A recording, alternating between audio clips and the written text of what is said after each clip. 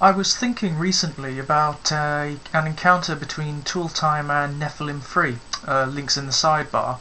In his videos, Nephilim was attempting to justify those instances in the Old Testament in which God has exhorted his followers to violence, the slaughter of the Midianites and Canaanites, etc., etc.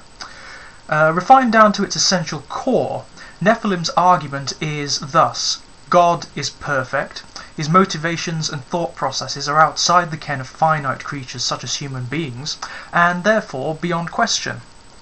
He muddies the waters a little, ironically applying his own brand of logical justification to God's actions, but this is incidental. This got me thinking about the preconception of God as a perfect entity.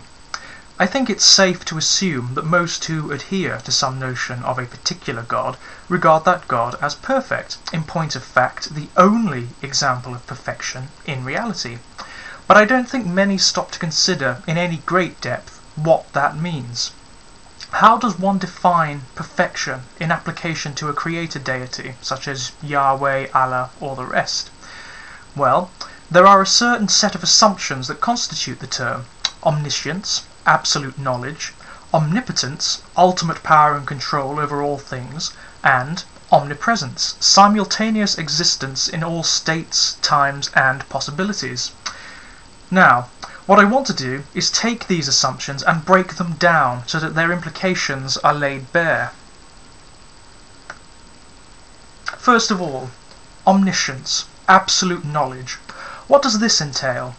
In its simplest sense, utter and immediate comprehension of everything, from the conceivable to the inconceivable, from the realized to the merely imagined.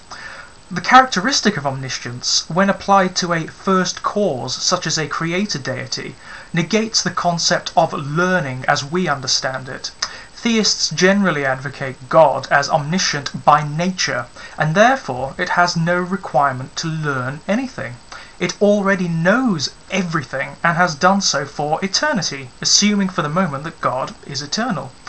Taking that as read, one must therefore logically conclude that God does not think. It has no requirement of the process of thought as we comprehend it.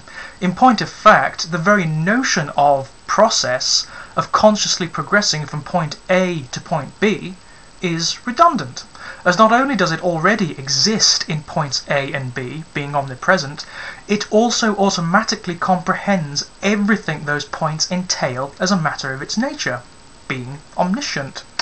To wit, the process of thought is a product of limitation, suggesting by its existence a requirement to progress, to acquire, and to change one's state.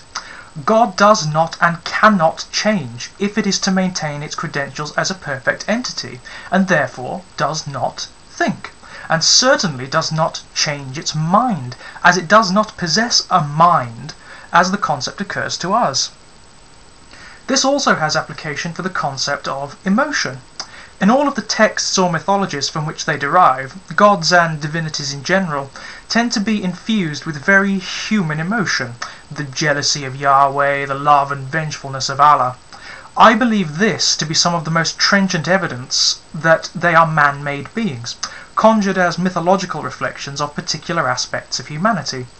Why would a purportedly perfect entity experience emotions that are quantifiably products of human biology and the limitations inherent? A standard refutation would be that God made man in his own image.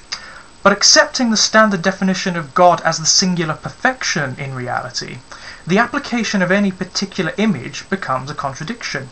To elucidate, if one has a particular form or image, one functions within certain boundaries defined by that form. Our own, as human beings, is a product of biological limitation and those imposed by the environments in which we function. One might even argue that form itself is a limitation made manifest.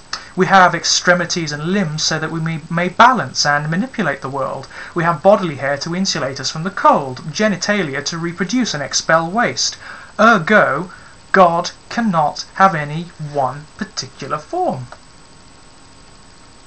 Continuing with the theme of emotion for the moment, emotion, like thought, implies process that, in turn, is a product of limitation. I require this, therefore I feel need or desire for it.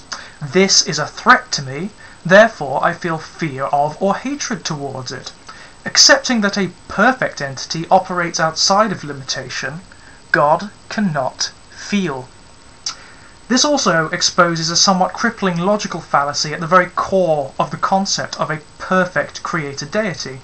Assuming that A. God cannot and does not think, thought being a product of limitation, and B.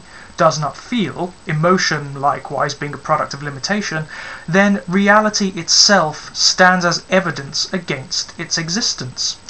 Allow me to qualify that. Why do you create a cup of tea? Because you are thirsty. How do you create a cup of tea? Via a standard procedure of learned processes. In order to create something, you must first desire or require the result. A perfect being desires or requires nothing. Furthermore, the notion of process is antithetical to it.